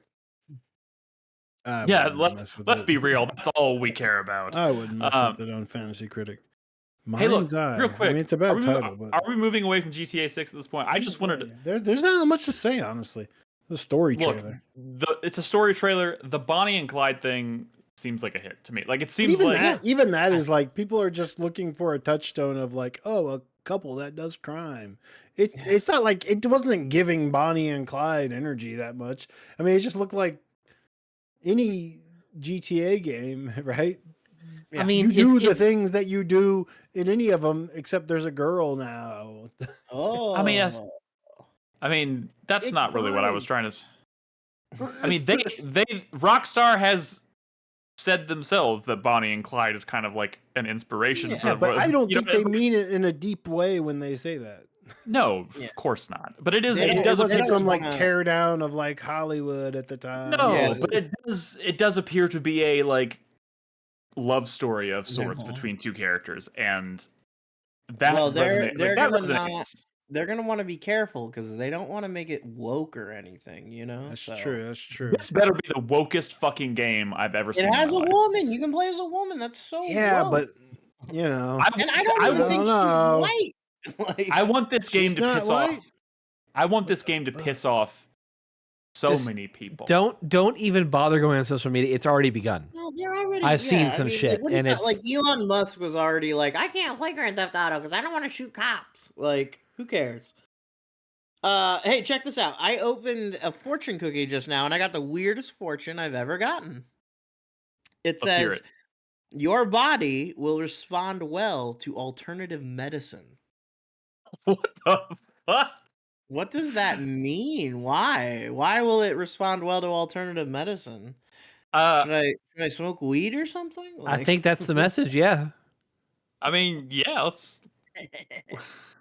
Hell yeah, brother. I'm turning off the trailer. All right. Grand Theft Auto. Can't wait to buy this game 6 times over the next 10 years. At $80, $90 a pop, easily. Yeah. But man, it looks pretty good. So okay, I want to talk about this, but I'm going to be honest, I don't have all of the facts in front of me here. So some of y'all might be more up to speed on this topic than I am. But it has been a doozy of a week for games media. Maybe somebody could start by telling everybody where they were when where it all came down from and who, like, because it had a little bit of a trickle down effect, right? Like lots of recognizable names in games media. Okay, well, the easier one to start with, unfortunately, is Polygon. Yes. Polygon got sold to Valnet, which owns a bunch of different other sites, and I love Valnet. And they decided to lay off pretty much everyone there. Wow. So that fucking sucks. Yep. Like, that was one of the last. You say pretty much. Do you not mean everybody? Like, does Polygon even exist? Polygon still exists, but yeah, like they just keep like one person to keep the lights on until they get the AI up and running. Basically, they've got a couple contractors that are filling in for now. But oh my god, basically it's the scary thing, Brad, is that like that might not be far from the truth. No, that is what happens. This is like literally has been happening all over. Burn it to the fucking ground. Jesus Christ. I mean, like fucking news media in general, you know. That's pretty tragic, but I feel like the giant bomb thing has been like so much crazier. Yeah, because this has been pretty dramatic. That one happened a little less like predictably.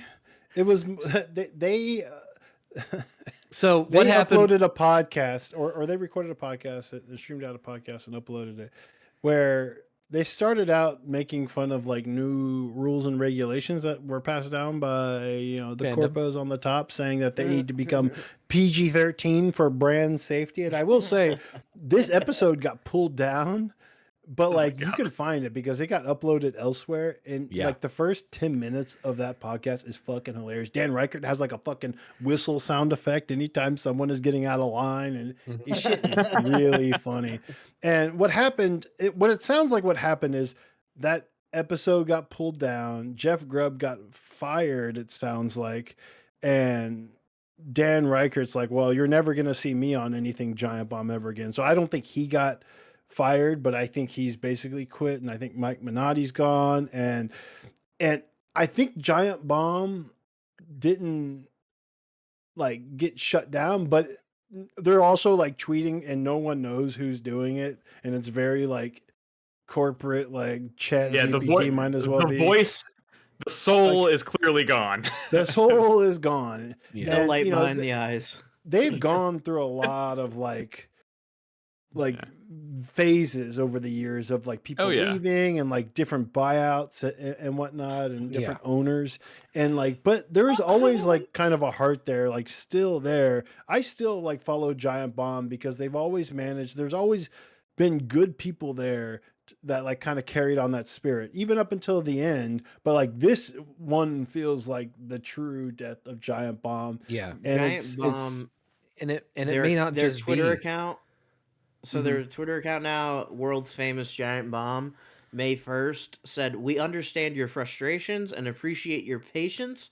We're actively exploring creative directions for the future of GB and look forward to sharing more with you soon." They locked replies, and it has 230 likes. Like it's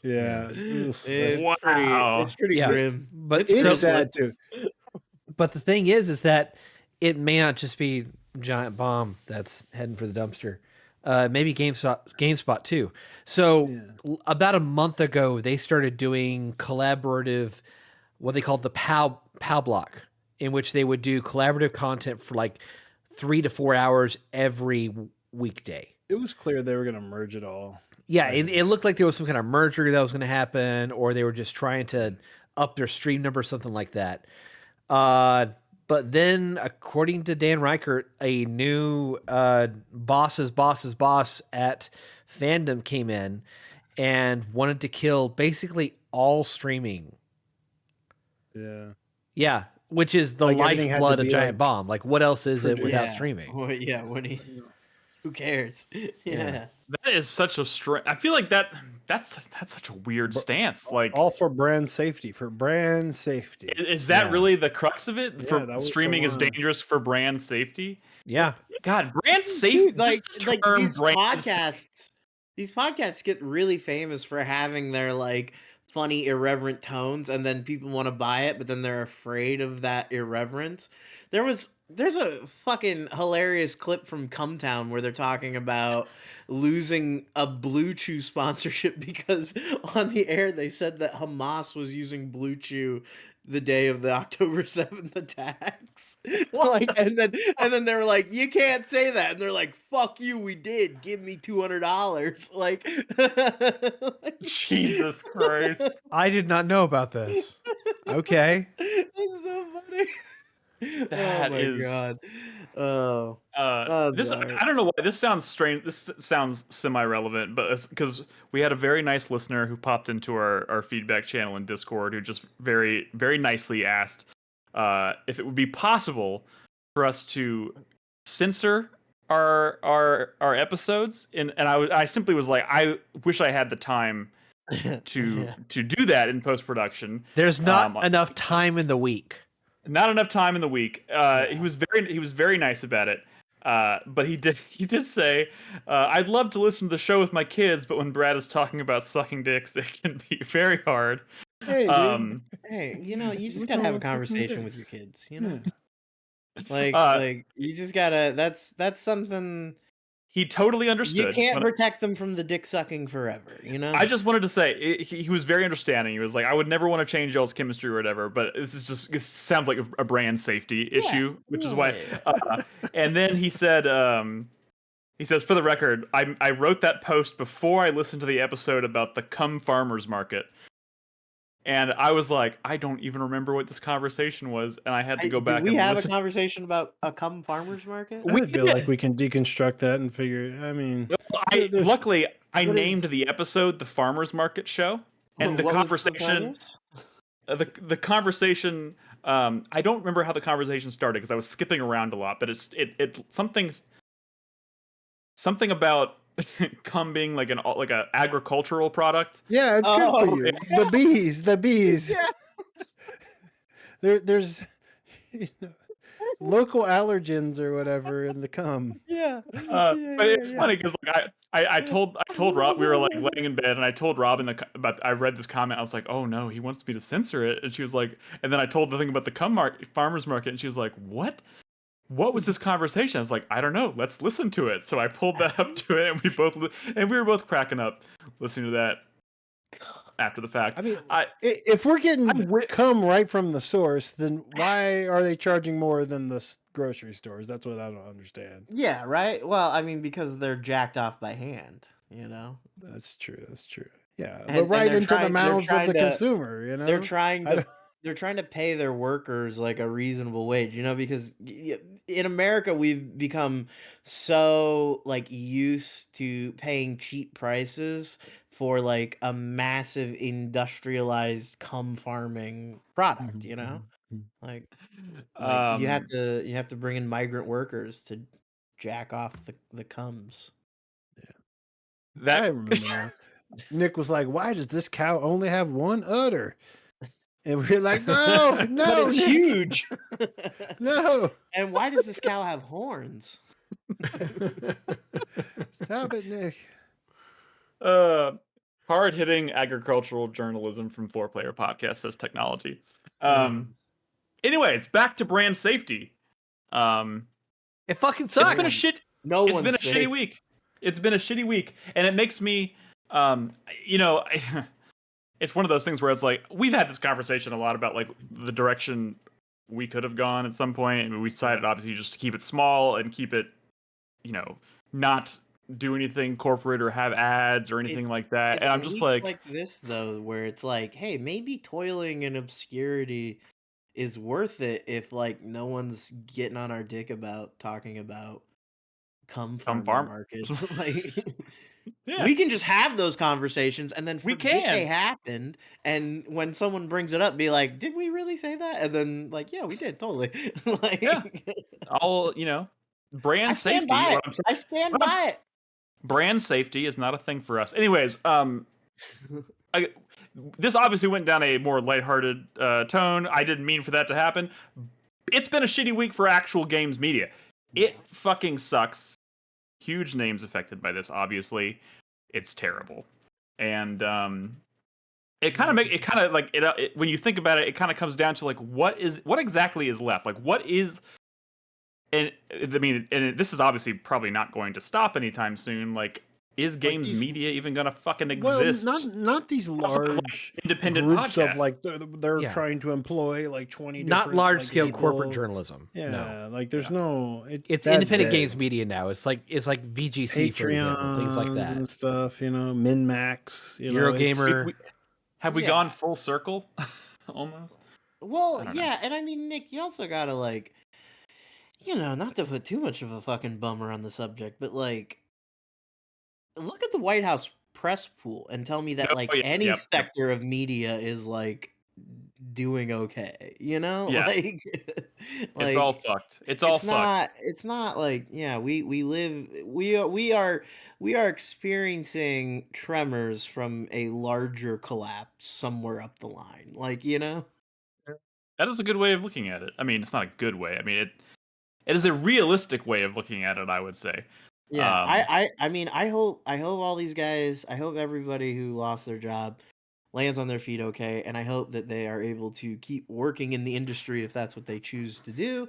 And I hope like Tack and Chat says, like, maybe this will be the beginning of a new decorporatized era of gaming news. And I don't know how optimistic I am of that, but wouldn't it be nice, right? Yeah, I mean, wouldn't it be nice if we could get back to that? The one shining light about the whole Giant Bomb thing was that immediately people were not only donating to Jeff Grubb's Patreon, but also like so many other independent outlets. They got really big boosts last week because of all that was going on. So I mean, maybe I can post some links in the show notes to some of those. I don't know. I mean, the donor model, like it's a challenge when you also have to consider like ad revenue has plummeted as well. The only real way to make money these days is to do corporate sponsorships, which that can be a nightmare to handle. And it's just, it is such a difficult kind of, it's so difficult to get into. Like, this may be your hobby and your passion, video games or whatever, but getting out there and getting that recognition and viewership is such a fucking challenge. Even in the past 15 years. 15 years ago, it was rough. It's so much worse today. Absolutely. So I don't know what this, none of us knows what this is going to ultimately end up looking like, but like, I think it's safe to say the games media landscape has shifted dramatically in the past week, and it probably will continue to shift and change. And I guess all we can really say is, if there's voices in the industry that you appreciate and follow, stick with them. Give them money. Well, not us necessarily, not us, but Yeah, I mean, I'm not necessarily saying us. We'd love your money, but follow the people, follow the voices, the names in the industry that you care about. Support them when and if you can, and hopefully, on the other side of this, the gaming industry is as big as it's ever been, and to not have like a branch of media that like can follow and report on that seems very strange. Like we were talking about the GTA 6 trailer, 36 million views in a day, and it's only gone up since the last time I checked. And there's people out there who are just chomping at the bit to find coverage about that, and they're going to want to find coverage on that. But a lot of those voices now that would be talking about that would be dissecting it or going on podcasts like this to talk about it, now they're floating in the ether right now, trying to figure out what the fuck they're gonna do. So yeah, do what you can if you can, obviously, and yeah, I don't know what else to say. It sucks. It fucking sucks. Hold your loved ones close tonight. Yes, hold your loved video game media personalities closely tonight.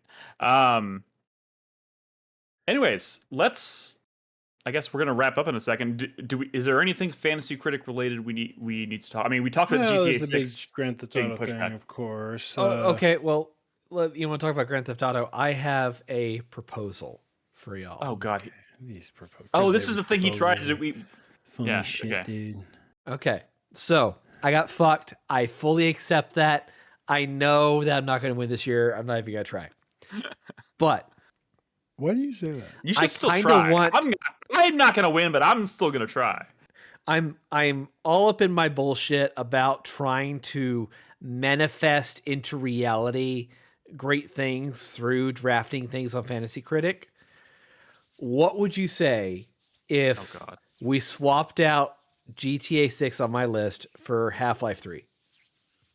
No. What? It's absolutely not realistic. There's no way Half-Life 3 is coming out this year. But I just want to manifest. I want to manifest news about it. I want news to come out about it. First of all, there's some fucking smoke there. You're not scamming us, you motherfuckers. Second of all, you have slots. You can just draft Half-Life 3. I'm not gonna fucking bid on it. No reasonable person is. Yeah, that's a good play because you're taking points away from me if you do that. You're taking points away from me, and I will not stand for it.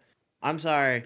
What does it matter? You hold your 0, but like part of that is that he doesn't just by him counterpicking Grand Theft Auto. The risk and reward is not just having a counterpick that gets him 0 points, which is good for a counterpick. It's that you have to hold that, right? Or spend $40 to get rid of it, and that's part of it. You want someone to hold that, so he countered it. All your stuff got countered, but it was a meme. Also, stop it. Like, you can pick up Half-Life. There are still plays to be made. I have a full fucking roster. A couple of us are really close to having a full roster. Like, it's April, or May now. It's May now. There are big games. There's rumored games. Like, I don't even want to say them here. Like, relax, bro. And Summer Game Fest hasn't even happened yet, even though I don't know what the fuck Summer Game Fest is even going to be this year. Because if your ears to the ground, there are games that I don't even want to say it. I don't even want to say it. If you feel like your back's against the wall, there are plays you can make. Relax. Also, no, we would not let you do that. We establish rules at the beginning of the year, and we don't fuck with the rules all year. I appreciate the idea that you think you can manifest things like this using your Fantasy Critic League, but also get over yourself, Chris. Didn't I manifest Mortal Kombat 12 into the world? He's also bullshitting you. There's fucking Half-Life smoke all over the place. I know. They've been talking about Half-Life 3 for fucking years. Like I've seen the fuck up. There's new smoke. There is new smoke. We have seen the smoke. It's not even smoke. Dude. It's not even steam, for that matter. Okay. Wow, that was a terrible joke. All right. In that case, let's go ahead and wrap up with the 4-player minute. Brad, deliver us your final thoughts for the week. I don't have any final thoughts yet. I can't. Yet? No. You always have final thoughts. No, I said yet. He said yet. Okay. He's working on it. Okay, so should I pass the baton to somebody else? Yeah, I'll do it. I've got stuff. All right, Chris Davis, take it away. Okay, 2 news pieces I wanted to cover this week that we didn't talk about. Both of them are about Microsoft not only losing the fucking plot, but trying to jump off a bridge, convincing everyone it's okay. They have decided to raise their prices on all their hardware. And it's nuts. The Series S, the basic version. Well, they don't even say the word tariff in there. They say global uncertainty. Tariffs. Anyway, so they raised tariffs. The Series S, the base console that they have for this generation, is going up $80 to $380. The Series X regular version, the one with the disk drive, is going up $100 to $600. And get this, the 2 terabyte version of the Series X is going up from $600 to $730. That is more expensive than a PlayStation 5 Pro. That's insane. Oh yeah, that's not gonna sell. I mean, none of these are gonna sell. No, these already weren't fucking selling anyway.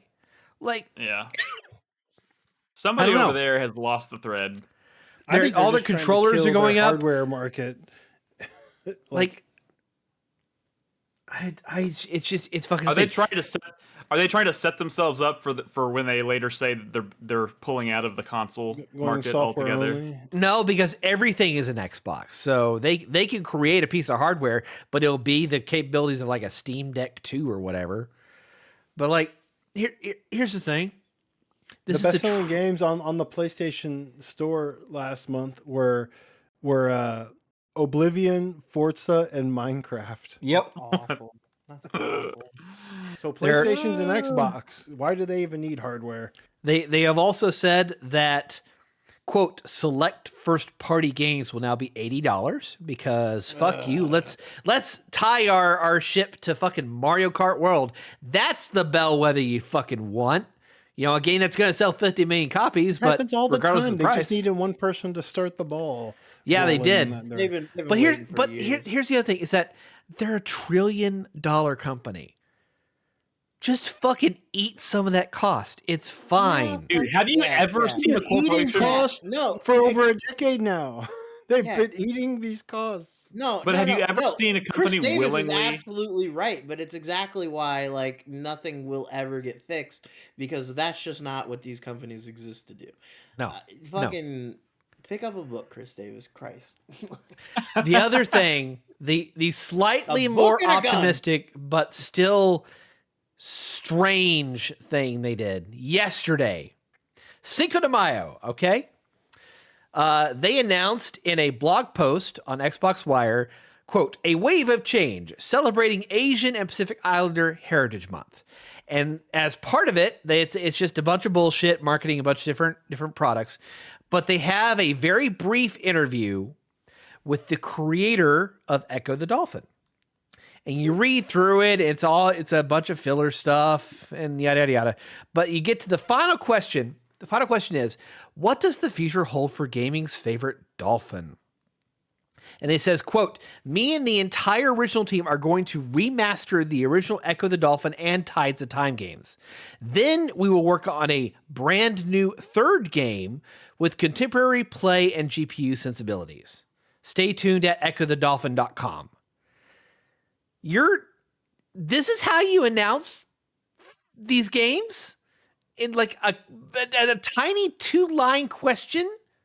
At the end of an interview? So what? Like at a state of play? Like you think it'll get a better response? Yes. I mean, I think it would have had a response. I don't putting it at the end of an interview that no one's going to read. Is... for Echo the Dolphin? There are there are dozens of us. There are more than dozens, but it's Nick, you're not in that, are you? What? The Echo the Dolphin? No. I was just making I was just making a joke. Exactly. I don't know. That is one of those weird strange. That's strange, but like, but also, I'll believe it when I see it. I don't know, like, yeah. Well, here I'm ready for my 4-player minute. My 4-player minute starts now. Where the fuck is Castlevania? I feel like there's been a lot of rumors about a Castlevania game for the past 2 years or so. I feel like almost at this point. Like, where is it? What is it going to be? Who's going to have it? Who's developing? Does anybody know? Where is it, man? Nobody knows. Castlevania is a successful IP in everywhere but the video games. And what the fuck? Konami, people are... When is that Metal Gear game coming out? Does that shit have a date yet? August 25th, I think. August 25th. Like, people are kind of like, Konami might be, back in business. I'm ready. Who's developing it? What is it? They're back in business by outsourcing all their games to third-party developers. Yeah, everybody fucking does that, man. My question is, who is making it? The point is, I mean, that's what. Yes, you're right, Chris Davis. But but that one way or the other, that still means that that IP that they're known for is, we can all pretty much assume it's coming back in some form. Castlevania, Metal Gear. Do y'all think it's gonna be so there is some cool shit coming out this year, right? There's a new side-scrolling Shinobi, a new side-scrolling Ninja Gaiden. Those games look sick, and they found good indie devs to make those games. It would be smart to maybe do Castlevania like that, but who does it? Who makes it? Is it possible that what has been taking so long is that Team Cherry's also been making Castlevania game? All right. Okay. Yeah. You let that comfort you at night while you're rubbing one out, Brad. Is there any world where they have 2 games in the Mercury's team secretly making a Castlevania game again? I would just fucking. I mean, I would assume that Mercury's team, if anything, has kind of become the 2D Metroid team. They have a game coming out in the next. I know. What's it called again? So Blades of Fire, which is a terrible name. I bet that may have been pitched as a new Castlevania game. If you look at it closely, you know what it reminds me of? God of War 2018, and Lords of Shadow was a old school God of War clone. What if this was going to be, we're going to reboot Castlevania and make it a new school God of War clone? Considering Castlevania City. Considering what happened with the last 3D Castlevania game, I think it would be. But this is the company that made Metroid Dread. Didn't that game have? No. I'm just saying. I think Konami's next stab at Castlevania will be taking us back to doing a more modern 2D Castlevania. You think so? I mean, that's. I mean, I feel like we have a better chance of seeing a Metroid Dread-esque version of Castlevania. But they made that. They fucking made that, and it sucked ass, dude. Castlevania, Lords of Shadows, Mirror of Fate. They did for the 3DS. They did a side-scrolling, but not from Mercury Steam. Like, I'm not saying Mercury Steam is doing any of this. I'm just saying, like, going the route of finding an indie studio to make who does it, man? Who does it? They got the Blasphemous fools making Ninja Gaiden. Give it to that Shinobi team. And the Streets of Rage fools making Shinobi. Like, who makes Castlevania, man? Team Cherry. I have an answer for you, but you don't want to hear it. Well, I mean, if it sucks, then I don't want to hear it. Do you have any good ideas? Any good fucking ideas? I mean, it depends on the team at WayForward that decides to do it. No, not fuck WayForward, dude. They're so washed. WayForward is super washed. I know they made your 10th favorite game of 2017 or whatever the fuck. What about the Game Kitchen? The Game Kitchen is Blasphemous? No, they're Blasphemous. They're literally making Ninja Gaiden. This is how Zao Ninja Gaiden Ragebound is the Blasphemous developer. I got nothing. Yeah. Get Zao, get the Disco Elysium guys to make a Castlevania. I think there's a lot of like cool ones out there. What if like the Drinkbox, the Guacamelee devs? Dude, you know, cool. I like to see their take on Castlevania. What are they doing? Was the last one they did Severed? Was that it? Severed was sick. No, they did Nobody Saves the World. Oh yeah, I played that. It was pretty good. It's pretty cool. Good. It's like funny Diablo, but I don't know. I don't know. Whatever it is, I want it to be bold and different. And get the Lorelei and the Sayonara Wild Hearts team. Samogo. Man, now we're shooting for the fences. We're just. I just don't want the FromSoft Castlevania game because I don't think a side scroller is ever going to be like an Igavania again. Well, right? you got Which means it's always going to be more down to earth. Everything. I think it's always going to be more down to earth than an Igavania. So like, just go Soulsian, but not Mercury Steam. Yeah, Bloodborne. Yeah. I was kind of hoping that remember that Bloodborne trailer or whatever, Dusk Bloods or what is it called? Yeah, I swear to God, for the first half of that trailer, I thought we were looking at the new Castlevania because it's been like rumored, not leaks, but like rumored. There's like shit out there about Castlevania, so I'm just saying, I'm ready for it, dude. I need the real deal. I need my Bloody Tears remix. Vampire Killer remix, come on! Like I need those main. Have you listened to that the mariachi Bloody Tears? Oh, I think I've heard that. Yeah. Yeah, it's really sounds awesome, man. Yeah, I don't know. I have lots of possibilities out there. I mean, I still think it would be a dream come true to see From Software making a Castlevania game. So. Sure. I don't think it'll happen anytime soon, but that would be it's never gonna happen. Making a game with a jetpack, so shut up. If Castlevania doesn't come back as a Metroidvania bog noise, they fucked up. I'm going to kill myself. Because like even a Souls like is also kind of Metroidvania because they're still gonna have the powers to unlock shortcuts and stuff. Okay. All right. My final thought for this week is. Wait, Crispy, did you go? I did not. Okay, sorry. Want me to go real quick? Yeah, go. Want me to squeeze it out? Okay, I'm slowing down as I near the end of Star Trek: The Next Generation because gotta savor what's left. Yeah, I mean, I've only got like 10, 15 episodes left. But I did finish Inheritance, which is the episode where Data meets his mom. Very sweet episode. Very wonderful ending. Data has come so far. He's more human than human at this point. And I'm sure he has a bright future in the rest of the franchise. Yeah. The great Rob Zombie song. Yeah. It takes him like 30 years to get his just desserts, but whatever. Better late than never. The episode I'm on right now is called Parallels. It's about Worf experiencing changes in time. Really weird. The episode after this one, though, is one I'm really excited about. It's one of my favorites. It's called The Pegasus. It guest stars John Locke from Lost as a Commodore who was Will Riker's former captain, and it's got cool sci-fi intrigue. It's really great. Also, video game wise, I've like I said, been playing a bunch of Warframe. Really cool. Skin Deep, I'm gonna dive into a bit more. Did I talked about the Marathon Alpha, right? Yeah. We talked about and I was a little cold on that, but we'll see. We'll see. I don't know. We'll see. I'm probably more excited about Destiny than I am Marathon right now, but it seems like Marathon's gonna go through some pretty big changes. We'll see. Word. But yeah, that's all I got. Word. All right. My final thought starts now. I just The Last of Us is back in my mind for obvious reasons. I reinstalled The Last of Us Part 2, and I'm like toying with the idea of maybe just kind of casually starting a new playthrough. And I don't know. I would probably catch up. I would catch up to where the show is. A bunch of murder. I would catch up to where the show is fairly quickly. I think. Was that last episode a little video gamey?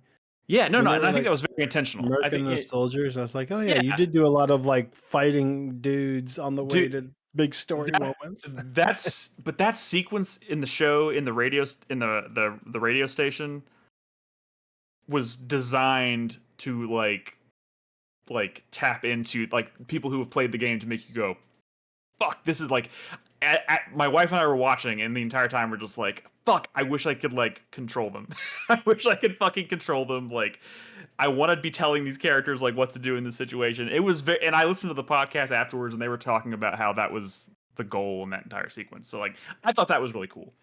But I'm really enjoying the show, obviously, and it's just kind of making me very nostalgic. And I'm like, every time I finish an episode, I'm like, fuck, I want to just keep going, but like obviously I have to wait for the next episode. So I'm thinking I'm gonna start up a new playthrough of the game here pretty soon. In other news, I can't remember if this happened last week or not, but just for all the Dexter heads out there, Dexter Resurrection has an official release date of July 11th, and that's less than just over 2 months away.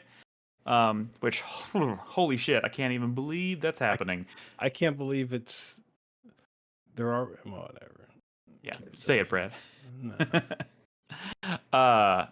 Dude, I'm so fucking excited. They released the first teaser trailer for it, and very short, but it got my blood pumping. So, so ready. But yeah, that's kind of where I'm at. I haven't played a lot this week because like I said earlier, I was ill. So I'm hoping to like play some serious catch up on Clair Obscure this week. And I still haven't started Blueprint. What do you watch? What do you watch when you're sick? You want to know what I watched? Well, Dexter. I actually on Saturday I did watch like 4 episodes of Dexter because I was like I just needed something familiar. You need comfort food. Comfort food is really what I needed. I just laid on the couch with chills under the blanket, just watching, and it with like a pounding headache too. So it was not necessarily the best experience. But I will say this, Brad, this is the shameful statistic. I am halfway through season 18 of Law and Order SVU. Oh boy! Oh my God. I have watched so much sexual assault. One day I will be able to say I have seen every single episode of Law and Order SVU. That's not something Nick, to be proud of. Your brain pan. I was proud of it. Nick, your brain pan can't handle that much propaganda. Like you need to remember these people are the bad guys. Like, oh boy, Olivia Benson is not a bad guy. Yeah, she's not real. I know she's not. There was a story. There was a story recently where they were filming Law and Order SVU in like Central Park, and some like small child got separated from their parents, and the child saw her like wrong lesson to be learning. Like ran up to her and like thinking that she was an actual police officer, and she actually like picked the kid up and like found their parents or whatever. And I was like, wow, yeah, that's and funny. Good thing she wasn't a real cop. Good thing she wasn't a real cop. Yeah. And then you're gonna start your big Star Trek watch, right? Yeah, that's next in line. Yeah, have you watched any of those 5 episodes that I recommended? No, not yet. Hey, by the way, guys, Nick's looking for an anime to watch. Send him recommendations. I still need to finish the Devil May Cry season. I haven't watched any in a while. That's surprising. But that's not really an anime. We've established that. You didn't finish Castlevania, did you? I hadn't started Castlevania. Bro. That is so up your alley. It's not even funny. I'm not into this. I'm not into this anime waifu bullshit. I'm just kidding. I kind of wanted to watch Edge Runners again. I'm not gonna lie. Anyway. didn't think you were lying. You know, the studio that made Edge Runners has done some really good shows. I have no doubt. I have zero doubt of that. Look. DM him anime recommendations. Y'all are welcome to send me genuine from the heart anime recommendations. I just can't promise you that I will watch any of them. But maybe you'll get through. Maybe you'll break through and you'll change me. Yeah, what's important, chat, is when you tell Nick about these games, you gotta message him at least 5 or 6 times throughout the day in Discord to let him know. Remind him this is very important and you should watch it as soon as possible. Bognoy says Nick is more of a hentai guy. That's funny. No, he would be all over Kijo. I'll tell you that right now. I don't know what that is. Okay, guys, we're done. That's our show. Thank you so much for tuning in. Thank you for listening. Happy birthday, Brad! And happy birthday.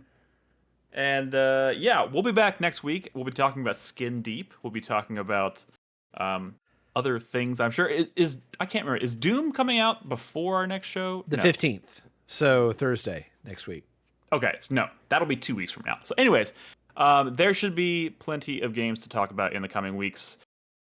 So we'll be back next Tuesday. In the meantime, you can join us in Discord at discord.gg/4player, and we'd love to have you there. And you can find all of our episodes on 4playernetwork.com or your preferred podcast service. We appreciate you. Please like, subscribe, leave us a review, all that good stuff.